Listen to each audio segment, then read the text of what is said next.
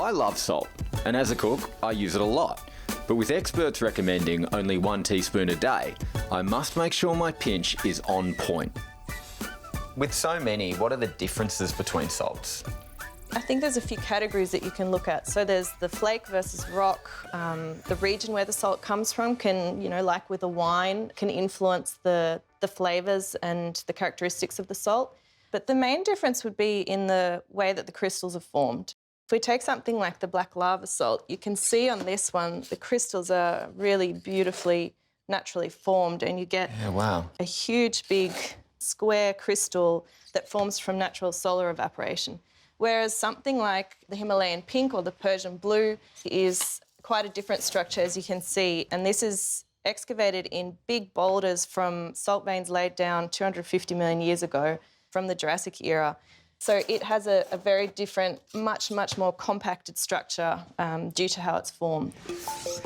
And the rock salts tend to grind down into a heavier salt, whereas something like the flake salts, if you grind them down, they still have more lightness.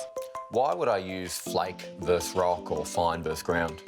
Really depending on the application of your cooking. So the rock salts I would be putting more into your cooking, whereas the flake salts are used more for finishing. So something like the black lava, for example, if you put those flakes into a wet dish, they'll just disappear.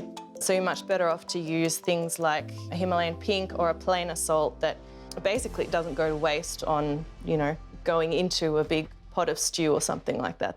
A lot of recipes call for kosher salt. Why is that?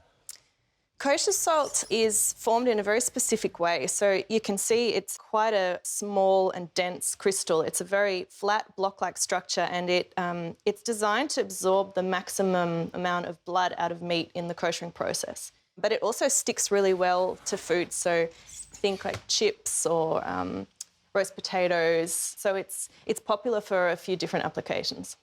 Talk to me about Trapani sea salt. Is this basic sea salt?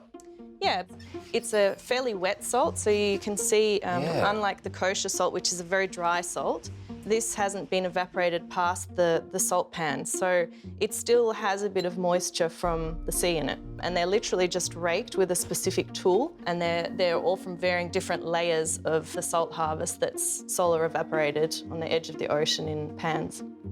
Many countries around the world add iodine to man-made salt to help with iodine deficiency.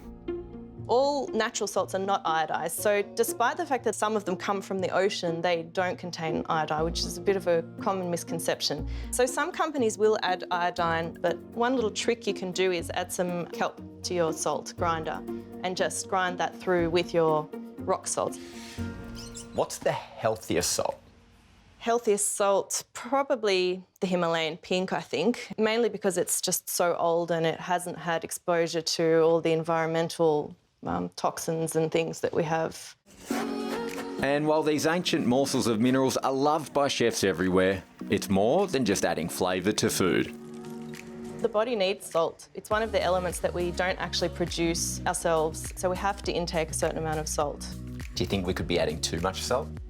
Look, personally, I salt quite a bit, but I also don't eat many processed foods. There were studies done in the US that showed up to 75% of salt consumption was through processed foods, things like cereals, chips. So personally, I think if you eat a well-balanced whole food diet and then you add good natural salts as your body asks for them, that's my motto anyway.